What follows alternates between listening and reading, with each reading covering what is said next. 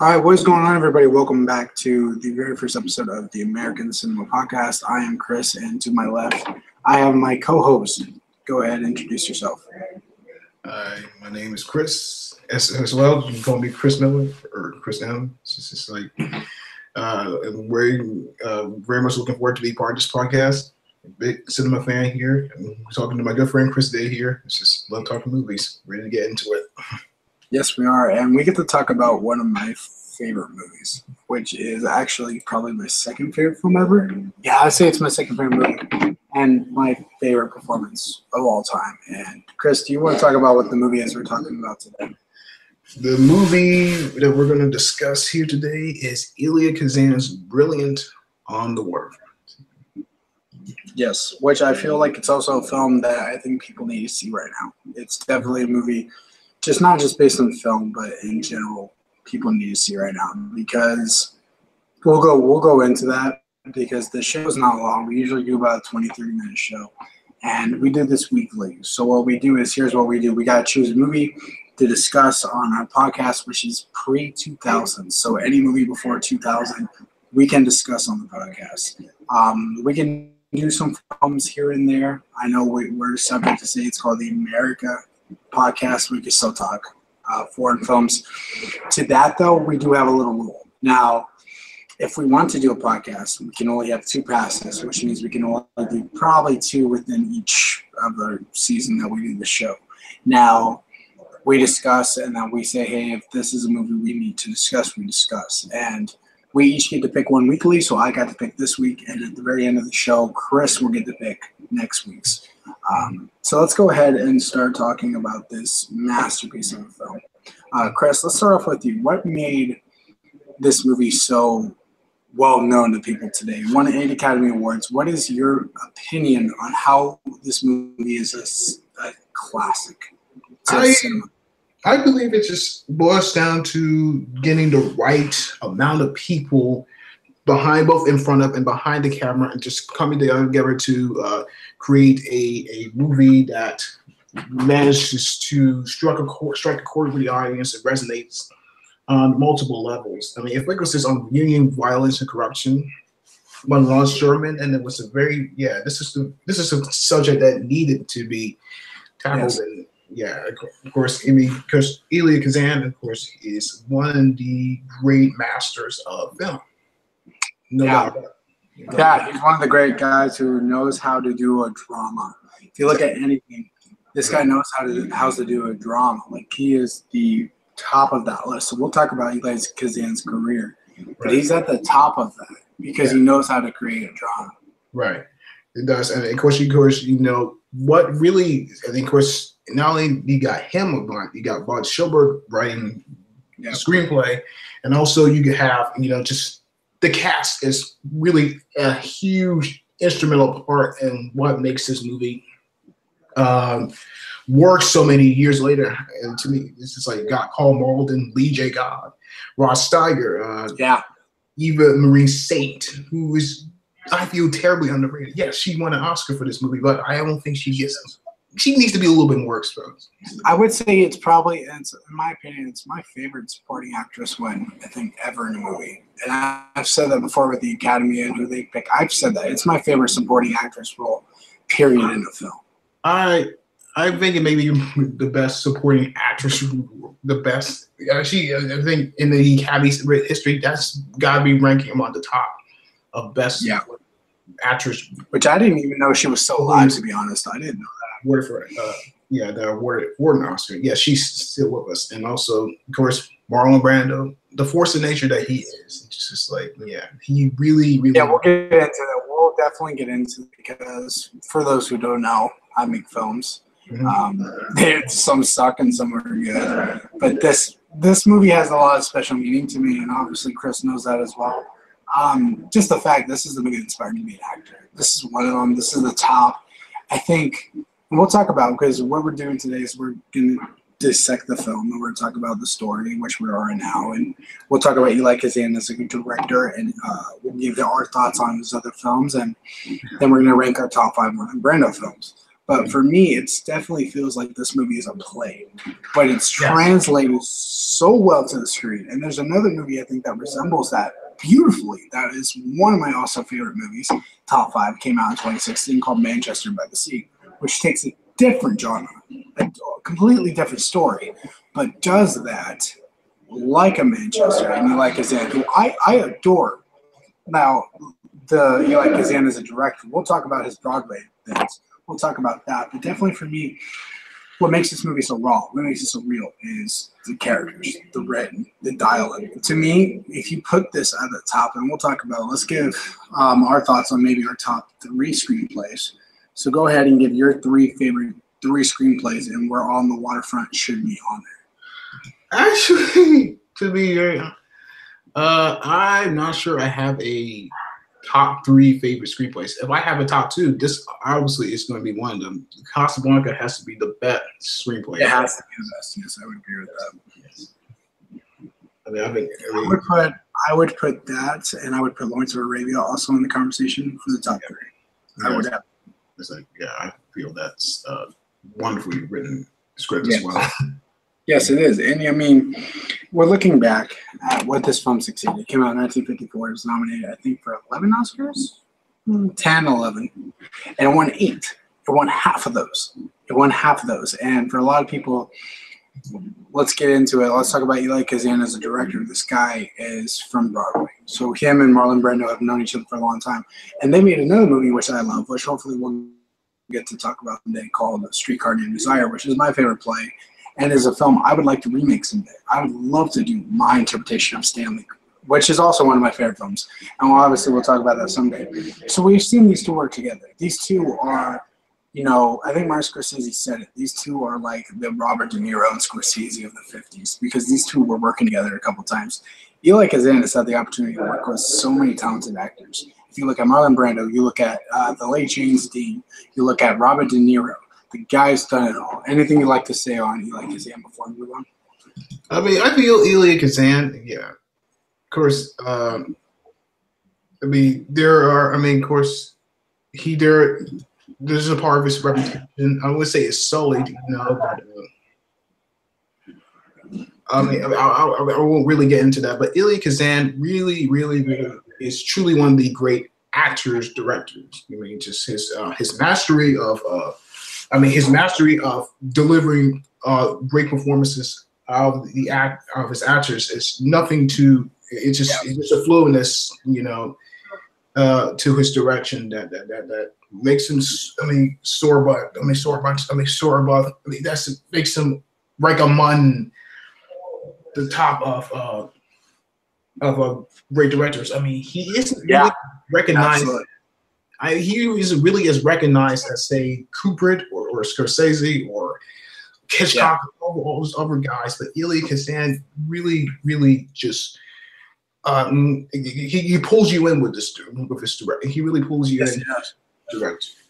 He's really driven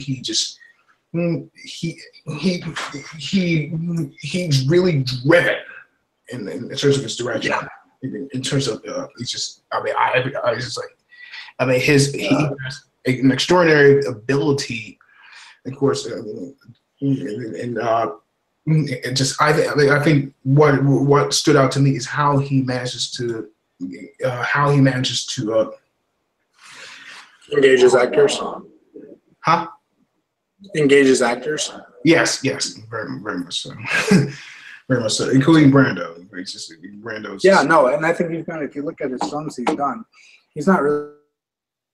No, he hasn't. He's done maybe from 1945 all the way to 77. Yeah.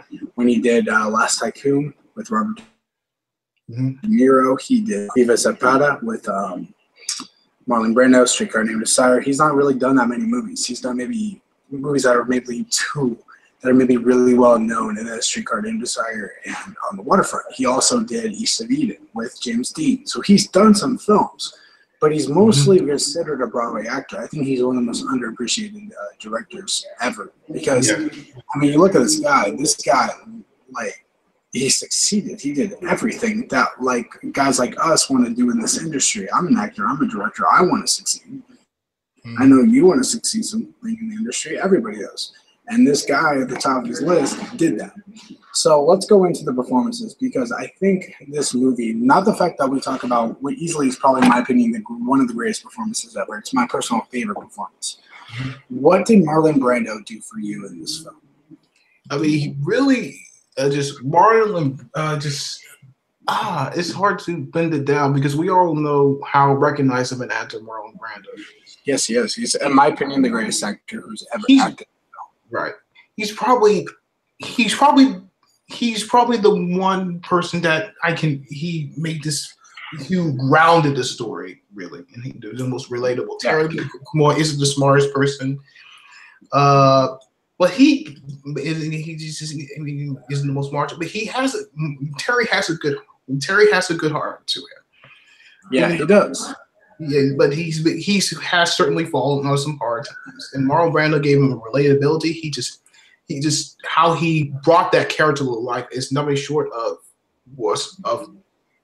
incredible. Just as like Marlon was a force in Marlon Brando was indeed a true force in nature. And what he done for acting in film, truly it was just nothing no one ever before since have reached the heights he has in terms of advancing the art of screen acting. At least. Yes, I agree with that. I think absolutely. This in Manchester by the Sea is probably the character I most relate to in the film. I think we all have that. And the thing is also, this is a role I would love to play in my lifetime. This is absolutely 100% a role I would love to play, because this is a man who he feels like he's not achieved anything. You know, his brother works for the mob. His things that happen. I'm not going to spoil it if you haven't seen this film, because I don't want to film. I think a lot of people need to see.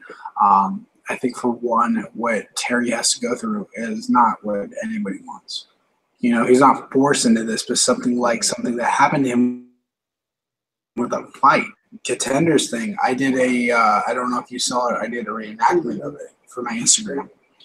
And it was the hardest thing I ever did to do a screenplay. And I'm an actor, I'm used to that. And it's one of the hardest things to read, because the part of being an actor, you have to emotionally give it. And you have to emotionally go through it. And it's a tough thing to do, and especially with a role like this. Eli Kazan just directs Marlon Brando so well. And a lot of people are talking about, I think he should have 3 Oscars. Like, I've seen The African Queen. I think it's a great film, but I think for me, Marlon Brando deserved it for Streetcar Named Desire. It was the same thing with The Race with the I think he deserved it. I think this was his year for that. And it's an amazing film. We've talked about supporting before we move into, because we're near the end of the show. We'll talk about the supporting cast, because the supporting cast for me is, you got Arlie J. Cobb, who I think should have won Best Supporting Actor. I don't know who did that here. I think he definitely should have had it. Rod Steiger should have been nominated. I don't think he was. I think he might have been. Never mind. I take that back. Because also The Priest is very good. And then we'll talk about, obviously, Eva Marie Saint, which we did. And, at her age, I don't know her age in that, because I know, what was her age when they filmed that movie? She was about 30 when she filmed that role. She looked like she was 19. I know. She looked very, very young in that film. She did, and she did win Best Supporting Actress, like we said. But what's your thoughts on the supporting cast? Because that really drives the film too. The supporting cast for this film has to be probably the best cast, the best balance, group of supporting players in just a slate. And just I'd say I'm for one think The Godfather is definitely there as well. It's like, and Rex out there with, like I said, in terms of screenplay, like Casablanca. It's just like that's it. Casablanca has an equally iconic. I would say Casablanca is like iconic. I would say Casablanca's supporting cast is more iconic. Yeah, absolutely. I feel the performances by the supporting cast in this film are a bit more superior to it. Yeah, I agree with that. Let's move into, I think we talked about everything we need to do, but before we go, let's and give our top 5 on Brando films. Let's go ahead and talk about a few things. Let's talk about the set, the design, the production of the film, and then let's talk about scenes that we think really mattered, especially one scene. But let's talk about the production, because the production was very different. It's really interesting, and it's different side of New York that I never really see. Yeah. And that's what makes the film so real and so raw. What would you say about that? Well, you know, this is the kind of film that really doesn't show you the glamour. It doesn't glamorize or sensationalize the city. Isn't very in that fashion. Here you have a New York that is very gritty, where the series, the atmosphere is very, the atmosphere is very, because it has a, I would say it's a nihilistic atmosphere, but it's a very atmosphere and a very grit, and has a very gritty atmosphere to it. You know, and that's what Elia Kazan conveys so well in this film. Just the feeling of when you're in that city. Just like it lends so much believability to it. It's very much like a play. I mean, like I said, the set and the set design is not the most. It's not the most elaborate. It's not meant to be. It's meant to be. It's meant to be mundane in a sense, you know. I mean, I like that. I like how it's just. I mean, it's not. I mean, it's not. I mean, I'm not saying it's the best art direction in the world, but it's serviceable to the story. But it lends so much. It serves so much to the film's realistic atmosphere. It does, and it does it very, very well. Now, there's certain scenes in the movie that I think, obviously, I could pick Contender. It's definitely my favorite scene ever in the movie. That and The Godfathers. There's a scene in The Godfather, like the causeway. What is this? My favorites, but also talk about The Godfather. We'll talk about that soon. Speaking of The Godfather, I do want to mention that very, very soon. But there's something about not just the scene of I Could Have Been a Contender, but the final scene, which I don't want to get into it. I mean, there's scenes of this whole movie where he first meets Eva Marie Saint. There's scenes I've recognized this from, and it's due to the written. It's written so beautifully. Anything you like to say else on the movie before we wrap up? Say that again. Anything you like to say last on the movie before we wrap up? Oh, it's just me. It's just me. It's just like I said, this movie it's really just it's just truly exceptional in the world of filmmaking. Like I said, it's one of the films that Marlon Brando's most remembered for. It's just like it cemented his reputation as just a truly one of the screen giants. And Elia Kazan's direction is splendid. You know, just the acting, just the whole writing, just everything, the pacing, everything like that. This is just a fine example of cinema. It's truly. Yeah. I agree. Yeah, this is truly one of the all-time best. Okay, so we're going to get into our top 5 Marlon Brando films. Now, there's a lot. Okay, we're going to start off with this, and before we get into it, because we're about to wrap up, there is what we do each week is we do a top 5 of a certain person that we're doing on our list. And so we're going to do our top 5 Marlon Brando films. I'll go ahead and start, Chris, so you can get an idea of what you want to do. Now, say this. We obviously know that there's going to be possibly a tie number 1 and number 2 or number 3, because obviously his top 3 most iconic roles are probably going to be there. But I'm going to start off with number 5, and that is Superman the movie. I think, even though he's so tiny in this film, he's so emotionally impacted. I've never seen more from my favorite superhero. I've never seen more of a film like Superman the movie, where he is so, he's maybe 20 minutes in the film, but he's so hugely well known, and he's so great in his performance. Number 4, I'm going to go Apocalypse Now. I think his performance from a long time military movie because of that performance. He is so haunted. It's a different role than you've ever seen him done, and he's done it so well. Number 3, a little bit. I'm going to go The Godfather. I think his performance in The Godfather is emotionally well done. I think it's amazing, but if I'm being serious, I think for me, if you look at that film, he definitely shines. But for me, I think Al Pacino, James Caan, and Robert Duvall shine a little more. Now, in number 2, I'm going to go ahead and I'm going to say A Streetcar Named Desire. I think it's a film that definitely has impact on me, but his based on he can act, and he can act very, very well. And you see that through the entire film. And my number one, On the Waterfront. We said before, and I'll say it again. It's my favorite performance, and that is my top 5. Go ahead, Chris. You can go ahead and say your top 5. Actually, has some confession. I haven't really seen a lot of Marlon Brando films. I have seen this film. I've seen him in Superman. And I've seen him in The Godfather. Okay. Yeah. Have you seen Streetcar Named Desire? I haven't. I have yet to finish that, but I'm going to. Maybe we'll do that because we're talking about doing. I think we'll talk about that in a second. But what would you say is his greatest performance? Would you say it would have to be this one. Godfather comes very, very close. Yeah, but I feel, is the better acted. It's hard to say which Brando performance is iconic because you got their memorable quotes. It's like with Art Warfare, you got like it could have had class. It could have been a contender. And Godfather, we got I'm gonna make him an offer he can't refuse. Yeah, we're gonna make him an offer he can't refuse. You can act like a man. What's the matter with you? To me, he really, really shines in this movie. It's just like yes, he does. Just like he does. Yeah, his performance, Terry Malloy, is brilliant. He just like good heart. Brilliant. Yeah. Okay.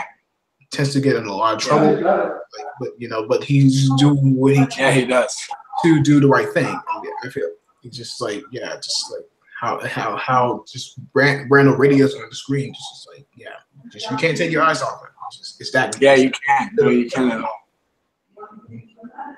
Absolutely. All right. With that being said, we are going to wrap up the show.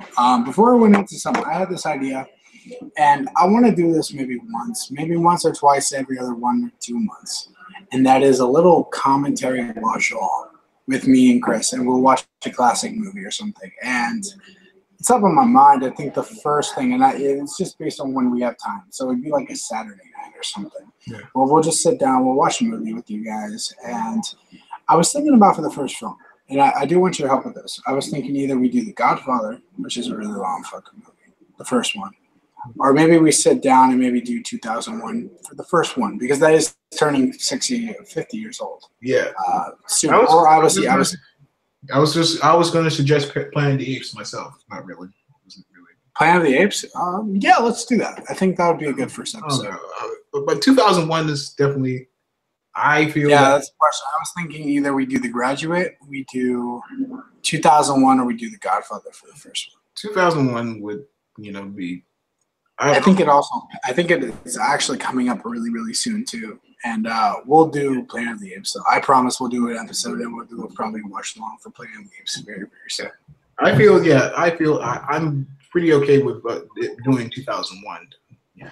Okay, we can plan that, but we'll try to figure out which day we'll do that for you guys, and we'll do a little 50th celebration watch along. If you have any friends who want to join along and watch this with us, welcome to do it. You guys will get to watch it live with us. So it's definitely a movie that I'm very excited to watch again. I love that film. So let's go ahead and talk about next week's episode. So Chris, you get to pick next week's film. And of course, if you've never seen a film like us, watch the film before you watch this, because it's nice to engage with your audience like us. There's some films that Chris has that I've never seen. There's some that he has that he's never seen. So we like to broaden up the cinema experience. So Chris, go ahead and say what film you're picking next week. Next week, I want to see and review the film.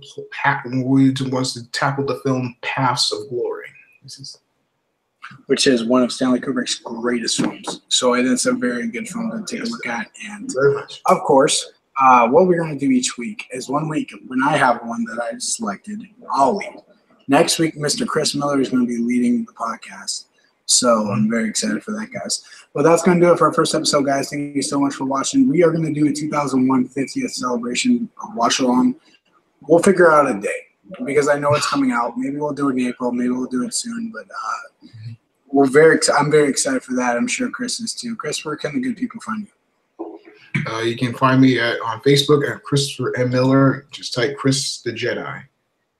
I love how you just pretty much just says, "Hey, come on, be on Facebook." Well, you can find me here on the Chris on Movies. We do this show weekly live. So very excited to talk about Passport. I really am. And we'll talk about the top 5 Stanley Kubrick films too. So we'll get into that. But that's going to wrap it up, guys. Thank you so much for watching. We'll see you guys next week. Take care and keep loading film. Goodbye. That was pretty good. That was a good episode, man. It's okay.